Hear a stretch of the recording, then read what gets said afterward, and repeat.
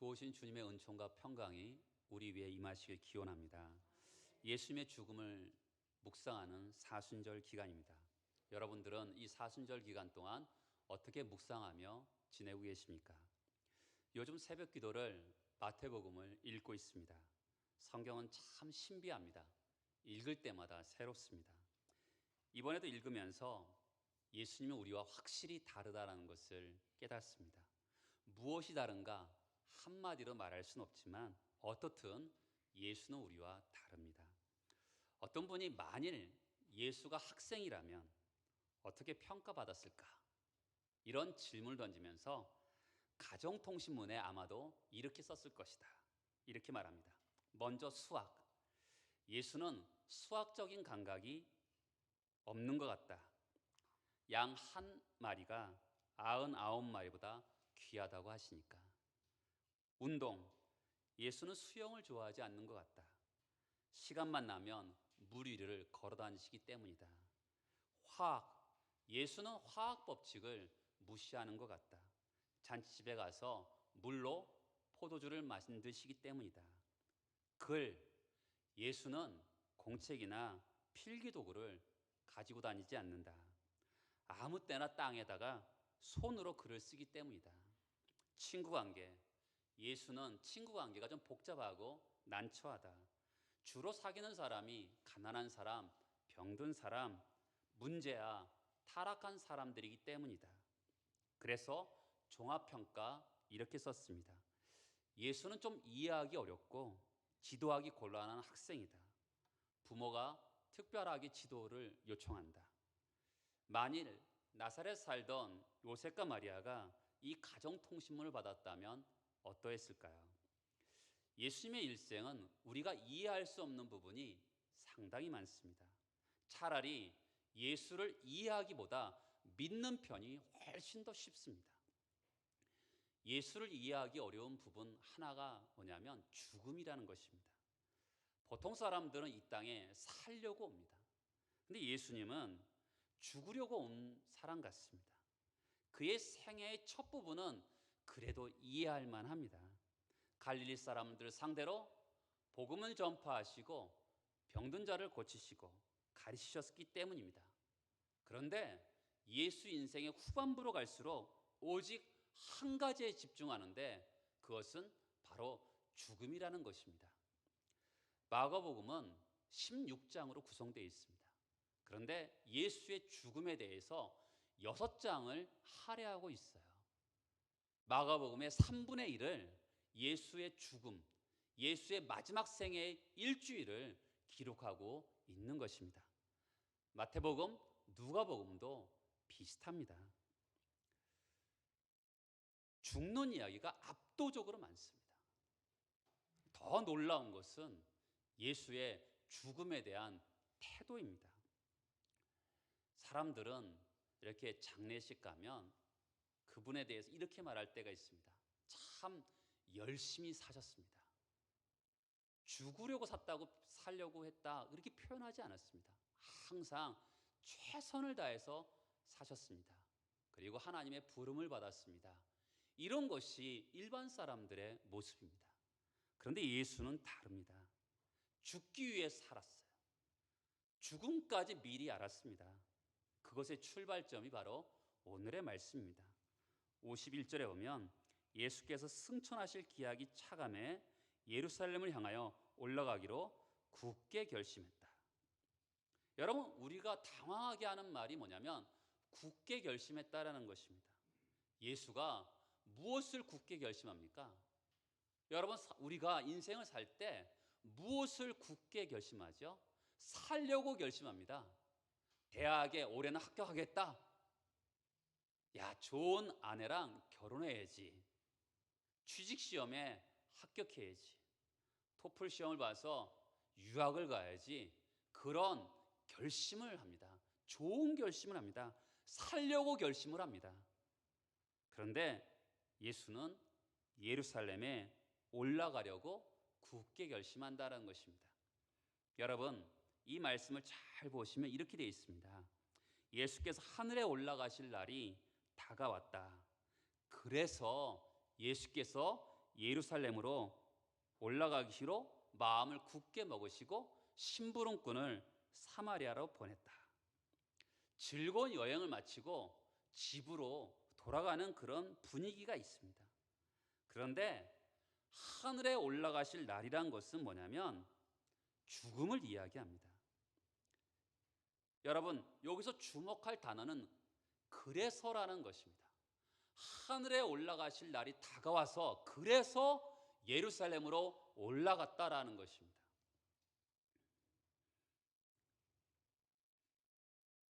여러분, 사람은요, 죽으려고 굳게 결심하지 않아도 언젠간 죽습니다. 사람들이 어떻게 결심하죠? 야, 나는 어떤 방법을 써서 죽지 않으려고 결심합니다. 어떤 수를 써서도 죽지 않으려고 결심합니다. 사람들은 다 죽음을 피하려고 결심을 합니다. 그런데 예수는 죽기로 결심을 합니다. 결심이라는 게 뭐예요? 여러분, 우리는 뭘 알기 때문에 결심하는 거예요. 모르고 결심하는 사람은 없습니다. 예수가 빌라도 법정에 설 걸 아시고 골고다 언덕에서 고통을 당할 것을 아시고 결심을 하는 것이죠. 예수의 길에는 두 가지가 있는 것이죠. 십자가의 길과 또 다른 길은 사는 길입니다. 그런데 예수는 지금 죽음의 길을 선택하고 있는 것이죠. 우연히 죽은 게 아닙니다. 그냥 예루살렘 올라가서 우연히 죽은 게 아니란 말이에요. 예수는 작정하고 죽으셨다라는 것입니다. 예수가 우리에게 보여준 태도는 굉장히 당당합니다. 예루살렘에 올라가는 이 표현을 마가복음 10장 32절에 보면 이렇게 기록합니다. 예루살렘으로 올라가는 길에 예수께서 그들 앞에 서서 가시는데 그들이 놀라고 따르는 자들은 두려워하더라. 예수께서 앞에 가십니다. 그런데 예수의 굳은 얼굴, 예수의 얼굴이 원래 인자하신 얼굴인데 굳게 결심하니까 얼굴의 표정이 달라지셨던 것이죠. 그래서 제 아들이 놀라고 놀란다. 반복적인 단어를 쓰고 있어요. 그리고 주변 사람들은 두려워하고 있는 것이죠. 무엇인가 중대한 결심을 하고 올라가는 그 모습이 제 아들 보기에는 놀라고 주변 사람들 보기에는 두려워했다라는 것입니다. 죽음을 앞둔 예수의 담대한 모습을 볼 수 있는 것이 겟세마네라는 장소입니다. 예수를 잡으려고 로마 군병들이 횃불을 들고 찾아왔습니다. 그때 예수님이 누구를 찾느냐 몰라서 물어봤습니까? 요한복음 18장 4절에 보면 예수께서 그 당한 일을 아시고 나아가 이르시되 너희가 누구를 찾느냐. 사람은요 누구나 죽음 앞에서 약해지기 마련입니다. 그런데 예수는 자신의 죽음 앞에서도 약해지지 않습니다. 도리어 큰 소리를 칩니다. 누구를 찾느냐. 요한복음 18장 6절에 보면 예수께서 그들에게 내가 그니라 하실 때 그들이 물러가 그 땅에 엎드러지느니라. 대체 예수께서 무슨 일을 하신 거예요? 베드로처럼 칼을 들었습니까? 아니면 천사들을 동원해서 군병들을 무찔렀습니까? 누구를 찾느냐 물어본 것밖에 없었어요. 근데 이들이 다 엎드러집니다. 왜 그랬을까요? 예수의 그 당당한 태도 앞에서 당황스러웠던 것이죠. 또 예수의 죽음 앞에 당당한 모습의 최고봉은 빌라도 앞입니다. 빌라도 법정에서 빌라도가 이렇게 물어보죠. 네가 유대인의 왕이냐? 요한복음 18장 37절에 보면 네가 말한 대로 내가 왕이니라.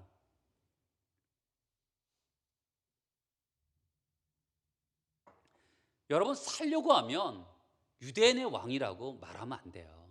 사람들이 그렇잖아요. 도둑질하고서도 자기 도둑질하지 않았다고 발뺌합니다.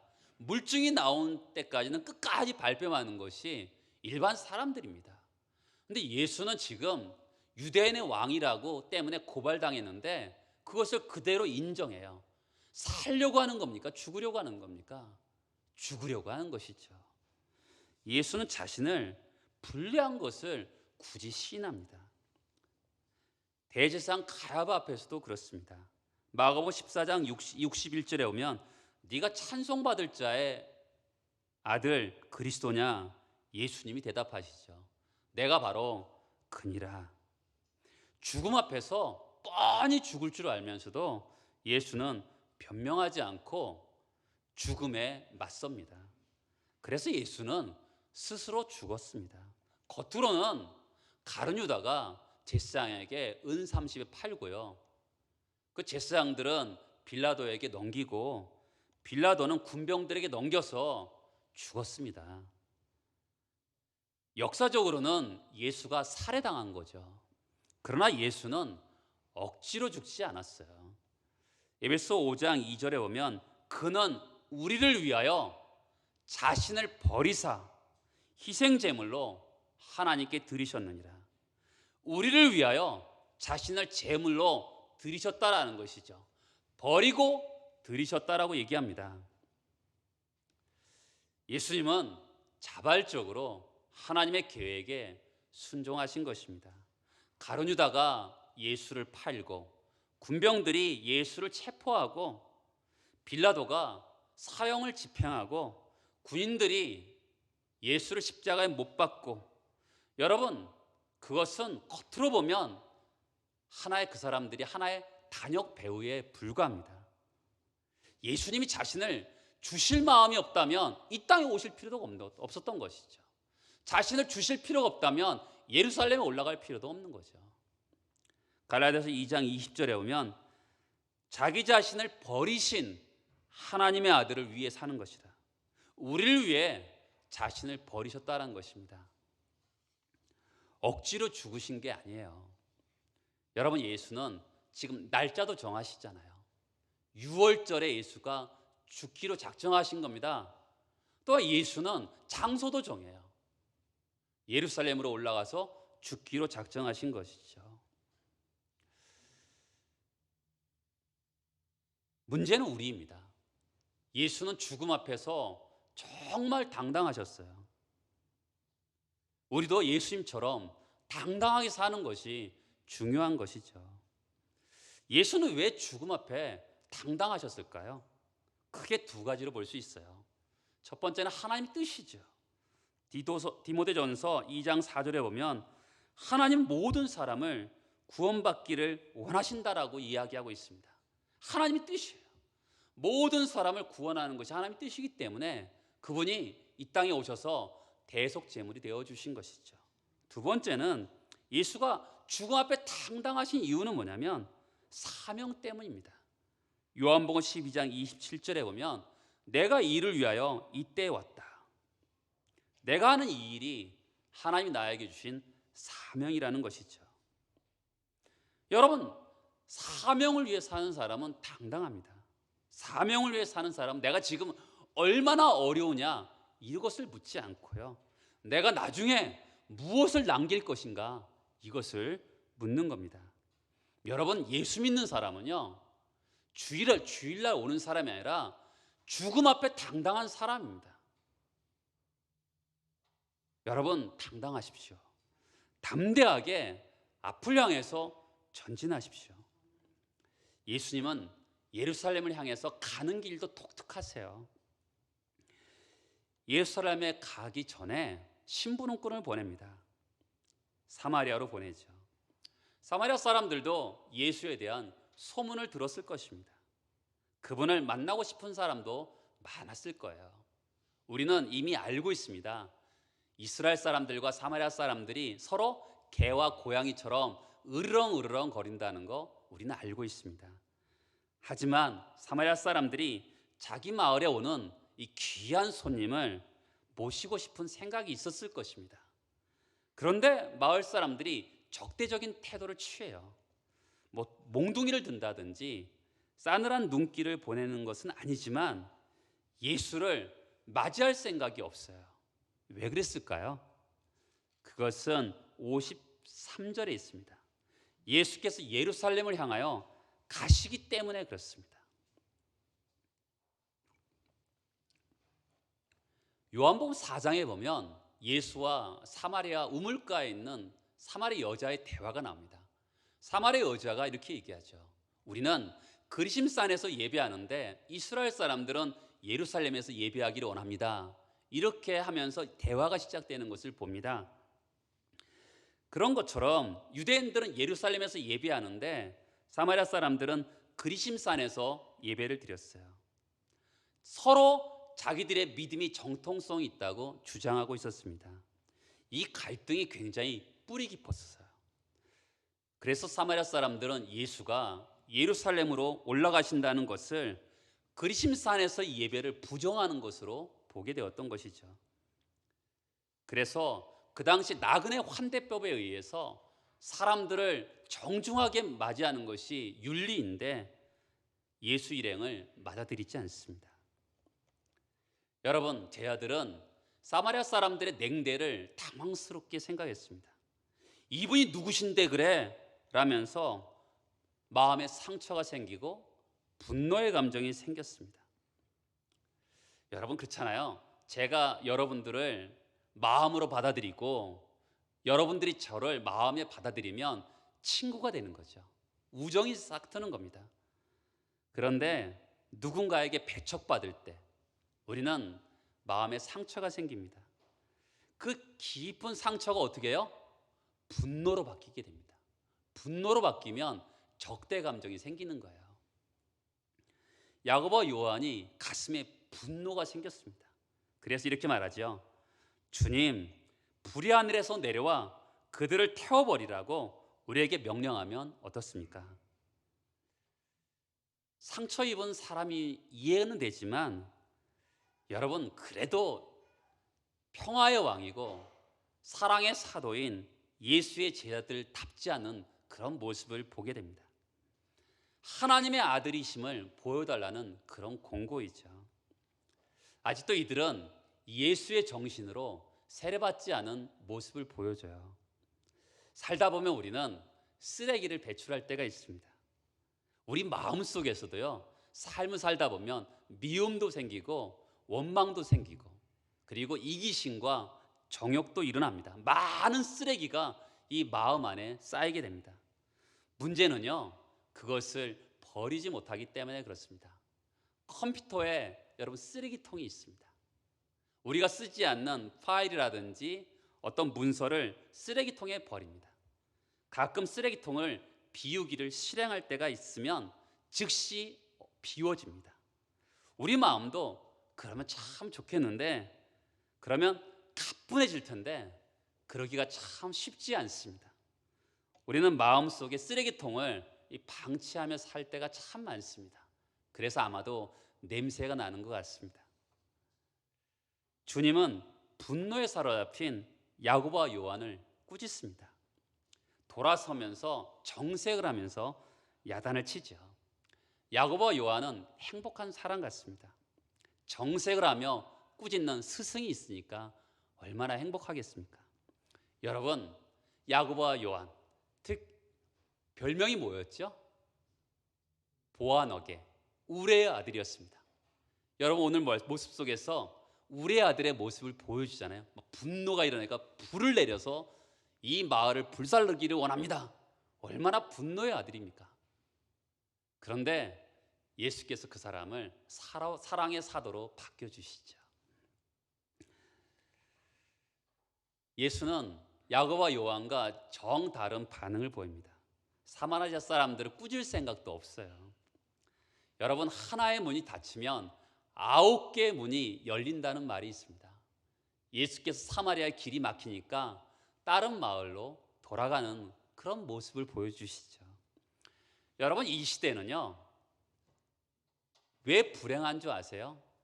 제가 보기에는 이 시대는 유능한 사람들은 굉장히 많습니다. 그런데 큰 정신의 사람들은 별로 없어요. 예수는 베드로가 3번 부인했지만 그를 받아들이시잖아요. 예수는 통 큰 정신을 가지고 있는 분 같습니다. 사마리아 사람들에게 냉대를 받았어요. 앙심을 품지 않습니다. 예수께서요, 가장 이상적인 제자의 모습을 뭐라고 표현한 줄 아세요? 사마리아 사람으로 표현합니다. 바로 뒤이어서 누가복음 10장에 보면 사마리아 사람들을 좋은 이웃의 본보기로 삼습니다. 누가복음 17장에 보면 나병 환자 10명이 찾아와요. 그 중에서 한 사람이 예수께 와서 경배합니다. 누구죠? 사마리아 사람이었습니다. 이것이 예수의 정신입니다.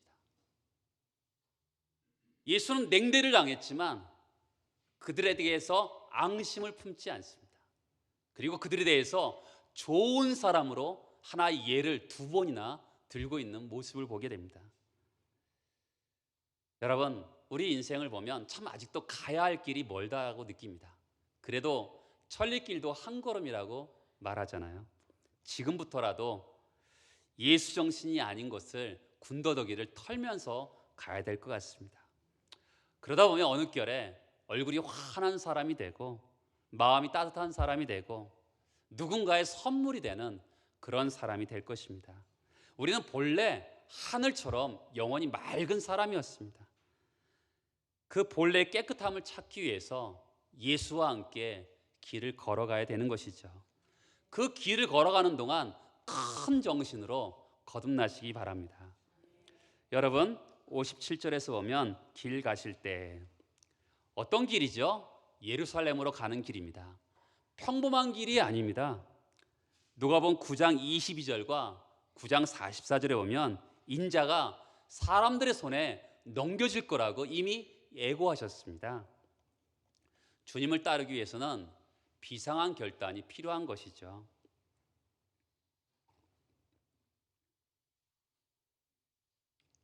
한 사람이 주님께 나옵니다. 57절에 보면 어떤 사람이 여짜오되 어디로 가시든지 나는 따르리이다. 마태복음 8장에 보면 이 사람을 서기관이라고 표현하고 있습니다. 율법을 가르치고 율법에 매여 있는 사람입니다. 지금으로 따지면 중상층 이상의 사람입니다. 살만한 사람이고 경제적으로 넉넉한 사람입니다. 그런데 이 사람이 예수를 따르겠다고 이야기합니다. 마태복음 8장에 보면 이 사람이 예수를 뭐라고 부르냐면 선생님, 랍비어라고 부릅니다. 여러분, 우리가 누군가를 부를 때 호칭이 굉장히 중요합니다. 그 호칭이 어떠냐에 따라 그 사람과 나와의 관계를 설정하기 때문에 그렇습니다. 제자들은 주로 예수를 주여, 주님이라고 표현합니다. 그런데 유독 성경에서 보면 제자 중에서 주님이라고 부르지 않은 사람이 한 사람 등장합니다. 누구지요? 가룟 유다입니다. 가룟 유다는 한 번도 예수를 주님이라고 표현하지 않고 랍비어라고 표현합니다. 그래서 아마도 그는 예수를 온전히 쫓지 못한 것 같습니다. 이 사람은 지금 어디로 가든지 나는 주님을 쫓겠다라고 말을 합니다. 이 사람은 아까도 말씀드렸듯이 마태복음 8장에 보면 서기관이었습니다. 학문을 하는 사람이었고 이 사람은 예수의 가르침을 보면서 사람들이 많이 예수를 쫓는 모습을 보면서 아주 굉장하게 어떤 인상을 받게 되었을 것입니다. 나도 예수에게 율법에 대해서 잘 배워서 가르칠 수 있다면 나도 신분 상승을 할 수 있지 않을까라는 기대감이 있었을 것입니다. 그때 예수님이 그 결에 찬 나는 어디를 가든지 예수를 따르겠습니다. 이 결에 찬 대답에 찬물을 끼얹어요. 58절에 보면 여우도 굴이 있고 하늘을 나는 새도 보금자리가 있으나 인자는 머리 둘 곳이 없다. 얼마나 처절한 이야기입니까? 그래도 따르겠느냐라는 거죠. 여러분, 이 사람이 따랐다, 따르지 않았다라는 것은 성경에 기록되어 있지 않습니다. 왜 그랬을까요? 사실 중요한 것은요, 이 사람의 결단이 아니라 우리의 결단인 것이죠. 그렇죠? 주님은 지금 여우도 굴이 있고 공중의 새도 집이 있는데 인자는 머리 둘 곳이 없다. 요즘 말로 표현하면 뭐죠? 노숙자죠. 홈리스입니다. 노숙자는 모든 사람들이 꺼림의 대상입니다. 예수님께서 그럼에도 불구하고 너희는 나를 따르겠느냐라고 말씀하고 있는 것이죠. 이 사람은 지금 이 땅의 영광을 쫓고 있는 것이죠. 그런데 예수께서는 지금 나는 죽음의 길을 가고 있는데 그래도 너는 나를 따르겠느냐? 이렇게 질문을 하는 것입니다. 마찬가지죠. 여러분들도 마찬가지입니다. 우리가 예수를 따르는 것이 바른 동기가 중요합니다. 예수 따르면서 한몫하겠다 그런 생각이 아니라 나는 예수를 정말 예수의 그 길을 가는가? 예수와 함께 죽고 예수와 함께 가는 그 길을 가고 있는가? 우리에게 도전을 하고 있는 것이죠. 두 번째 인물로 포커스를 옮겨갑니다. 예수님은 다른 사람에게 나를 따라오너라 라고 말씀합니다. 주님은요, 사람을 이 겉모습으로 보지 않고 그 중심을 보세요. 시몬에게 베드로를 보시고 나다나엘에게 거짓이 없는 사람으로 보십니다. 주님의 부름을 받는 사람은 참 행복한 사람이죠. 이 사람이 지금 예수님이 나를 따르라고 말을 했습니다. 왜 그랬을까요? 이 사람의 진정성을 본 것입니다. 그런데 이 사람은 선뜻 주님을 따르지 않습니다. 여러분, 주님의 첫 번째 제자들은 배와 그물을 버려두고 아버지를 버려두고 예수를 따릅니다. 세리마태는 황금알을 낳는 거위, 매일같이 돈이 쏟아지는 그 세관을 버리고 예수를 쫓습니다. 그런데 이 사람은 예수를 쫓은 첫 번째 제자와 마태와 비교가 됩니다. 그를 붙들고 있는 것이 뭐냐면 가족의 의무입니다. 주님께 청하지요. 주님, 내가 먼저 가서 아버지의 장례를 치르도록 허락해 주세요. 여러분, 그의 요청은요 아주 정당합니다. 유대인들은 결혼식도 중요하지만 이 장례식을 굉장하게 중요하게 여겼어요. 장례식을 어떻게 치르냐에 따라 이 공동체의 평판이 좌우됩니다. 그래서 허례허식도 있고 그랬습니다. 죽은 사람들의 장례를 죽은 이들에게 맡기라고 예수님이 굉장히 매정하게 말을 합니다. 여러분, 저는 어렸을 때 예수를 믿을 때 주변 사람들이 그렇게 말하는 거 많이 들었습니다. 기독교는 아버지도 모르고 어머니도 모르는 종교다. 왜 그러냐면 제사를 지내지 않기 때문에 그랬습니다. 모르기 때문에 그렇죠. 성경은 기독교 효에 대해서 굉장히 강조하죠. 내 부모를 공경하라. 이것이 본성이니라. 아주 중요하게 기독교는 효에 대해서 가르치는 종교입니다. 근데 여러분, 지금 이 말씀은 문맥 속에서 볼 필요가 있어요. 지금 예수는 어디로 올라가고 계시는 거죠? 예루살렘으로 올라가는 그 길에 만난 사람입니다. 지금 예수의 마음은 굉장히 분주해요. 당신과 더불어서 꿈을 나눌 수 있는 사람이 필요한 거죠. 지금은 평온한 때가 아니라 비상시국입니다. 사도 바울도 성도들의 삶에 대해서 이렇게 말합니다. 누구든지 군에 복무를 하는 사람은 자기를 군사로 모집한 상관을 기쁘게 해주어야 한다. 그러므로 그는 살림살이에 얽매여서는 안 된다.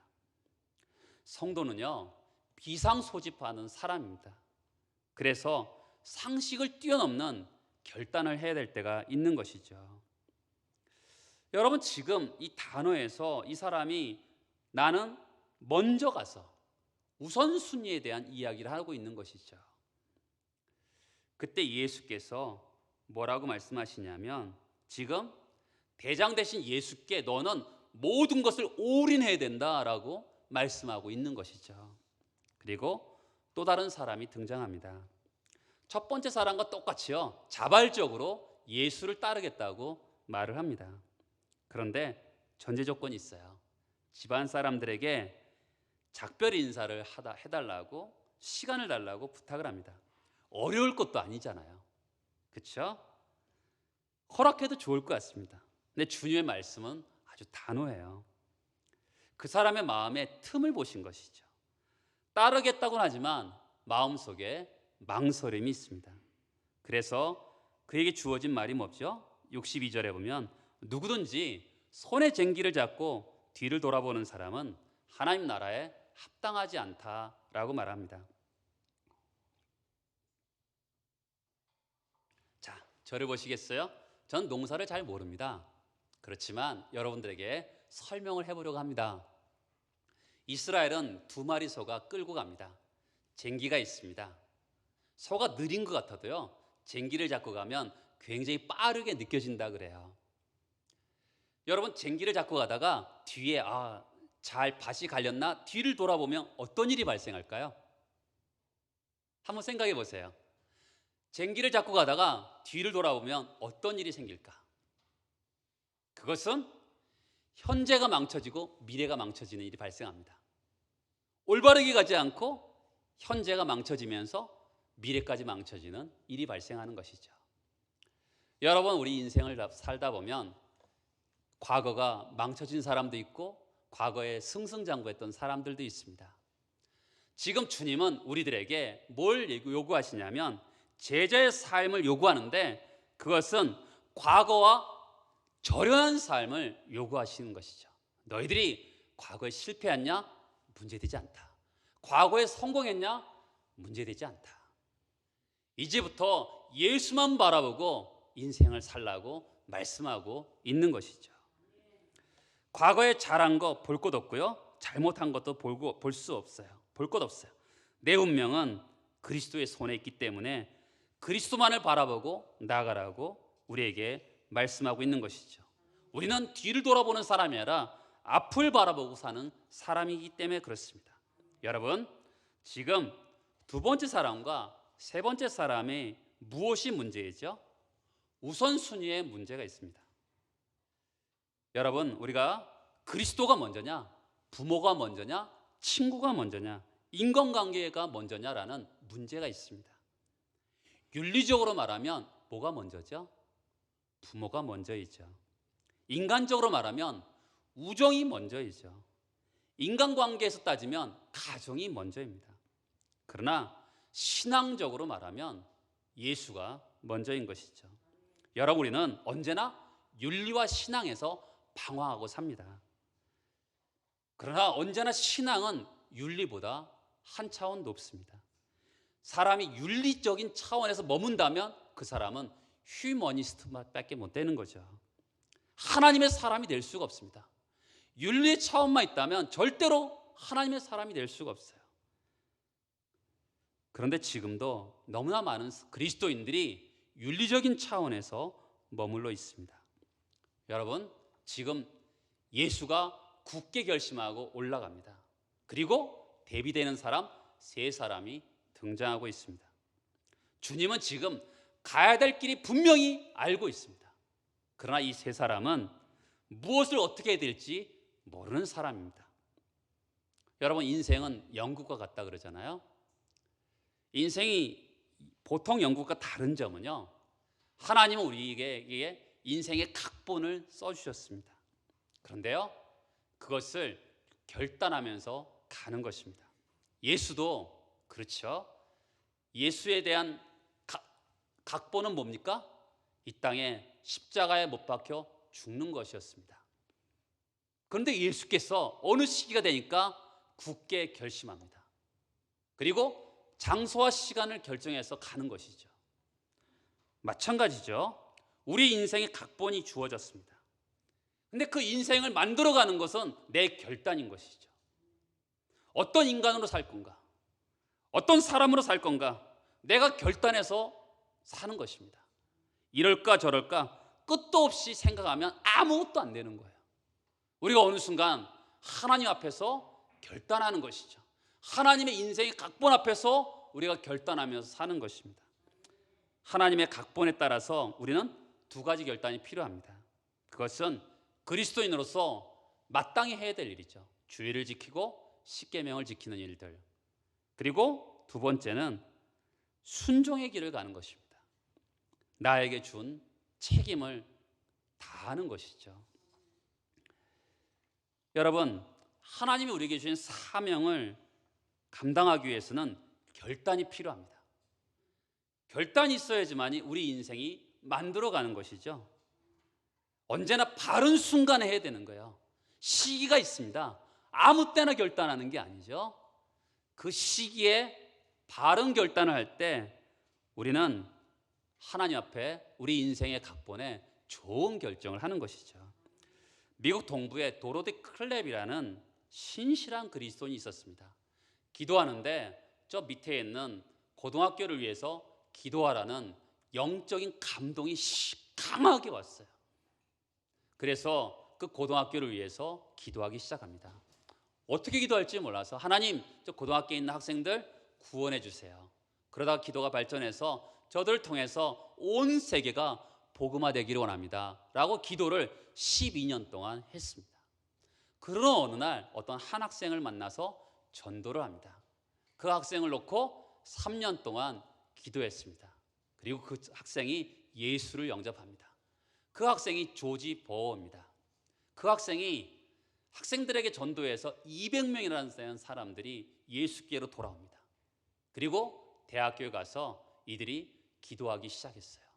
그리고 이들이 스페인으로, 유럽으로, 멕시코로 전도 여행을 떠납니다. 결국 이들은 1964년도에 OM 선교회를 창설하게 됩니다. 수천 명의 사람들이, 젊은이들이 다양한 방법으로 여러 나라에 복음을 전하게 되었던 것이죠. 여러분, 이 부인은요, 이런 결과가 날 거라고 생각하지 못했습니다. 단지 기도의 결과가 어떻게 될 것인지는 하나님만이 아셨던 것이죠. 결과는 하나님께 있습니다. 여러분, 우리도 미래를 몰라요. 그렇죠? 우리는 미래를 확실히 모릅니다. 그러나 주님은 미래를 아시죠. 우리는 주님께서 보여주신 그 길을 가는 사람들입니다. 예수의 길을 가는 사람들이죠. 예수께서 우리에게 모범을 보이셨기 때문에 그렇습니다. 여러분, 우리가 짊어져야 될 짐이 뭘까요? 우리가 가야 될 길이 어디일까요? 여러분이 짊어질 짐은 무엇입니까? 우리가 가야 될 길은 무엇일까요? 그 길을 가기 위해서 날마다 결심하시고 날마다 행동으로 옮기는 여러분 되시길 축복합니다. 다 같이 기도하시겠습니다.